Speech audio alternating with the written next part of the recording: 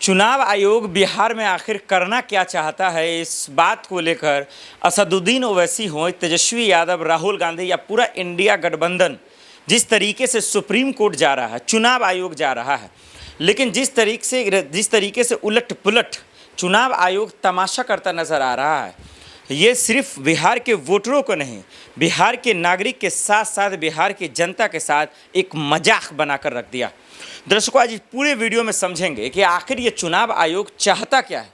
क्या ये चाहता है कि बिहार में चुनाव ना हो, या फिर ये चाहता है कि बिहार में चुनाव कम हो। मैं इसलिए क्योंकि बिहार चुनाव आयोग कभी कुछ बोलता है, कभी कुछ करता है, कभी कुछ बोलता है तो कभी कुछ सोचता है। आखिर कन्फ्यूज इतना क्यों है चुनाव आयोग, आज ये बात समझना बेहद ज़रूरी है।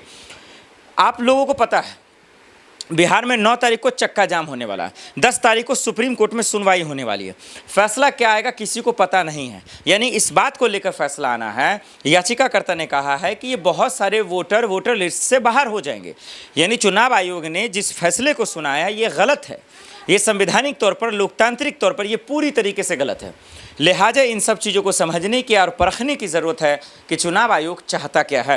असदुद्दीन ओवैसी, प्रशांत किशोर, तमाम लोग पूरी तरीके से चुनाव आयोग पर आग बबूला है। तेजस्वी, राहुल, इंडिया गठबंधन तो है ही। तो फिर ये तमाशा चल क्या रहा है, लोगों को कन्फ्यूज क्यों किया जा रहा है, बिहार की मतदाता के साथ मजाक क्यों किया जा रहा है, आइए इस वीडियो में एक एक पहलू को बता देते हैं। सबसे पहले शुरू करते हैं और आपको सुप्रीम कोर्ट के वकीलों का भी बयान सुनाएंगे, चक्का जाम जो होगा उन तमाम तस्वीरों को भी दिखाएंगे, और साथ साथ ये भी बताएंगे कि आखिर असदुद्दीन ओवैसी सुप्रीम कोर्ट चुनाव आयोग जाकर क्या कह रहे हैं, और ये भी बताएंगे कि चुनाव आयोग फैसले में क्या बदलाव कर रहा है। कभी फैसले बदल दे रहा है, फिर कभी फैसले ले आ रहा है, कभी अफवाह बता दे रहा है। क्या मजाक बना रखा है इन लोगों ने, वो आज हम आपको खोलकर बताते हैं।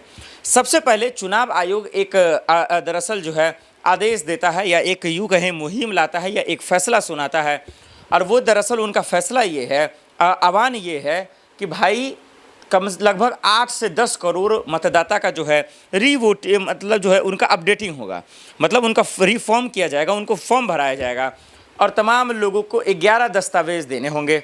11 में से कोई एक दस्तावेज होना चाहिए। वो ऐसे दस्तावेज है जो आप जान चुके हैं, बताने की ज़रूरत नहीं है, जिसमें से 100 में से 50 घर के पास है ही नहीं। ये बात बूथ लेवल ऑफिसर भी कह चुके हैं और तमाम लोग भी कह चुके हैं। चुनाव आयोग सुबह सुबह विज्ञापन देता है, जो हम फॉरएवर न्यूज़ के माध्यम से दिखाते हैं, उसमें कहा जाता है कोई फॉर्म में कोई भी दस्तावेज की ज़रूरत नहीं है। फिर शाम होते तो इसको अफवाह बता देता है। भाई क्या मजाक बना रखा है।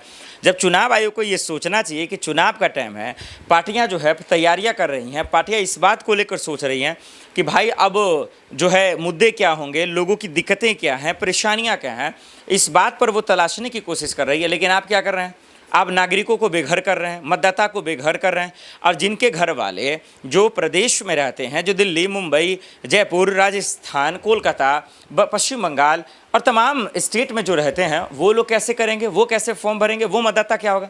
क्या आपने इसके लिए ऑनलाइन कोई प्रक्रिया दी, क्या आपके पास कोई इसका रोड मैप है, नहीं है।